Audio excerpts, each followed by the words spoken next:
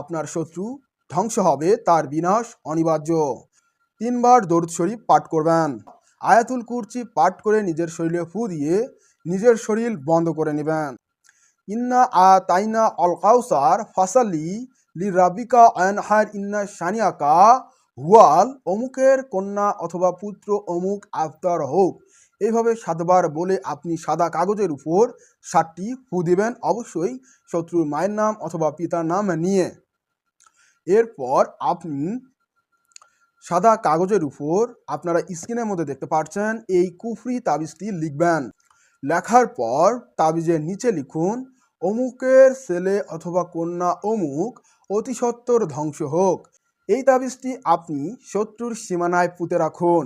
এই তাবিজটি চুলার মধ্যে গেড়ে দিন। 7টি তাবিজ লিখুন। প্রতি রাতে একটি করে তাবিজ আগুনে জ্বালিয়ে দিবেন এবং উক্ত নিয়ম অনুযায়ী সূরা কাউসার 7 বার পাঠ করবেন। এইভাবে আপনি এই কাজটি করুন। 7 দিনের মধ্যেই আপনি এর চমৎকার দেখতে পারবেন।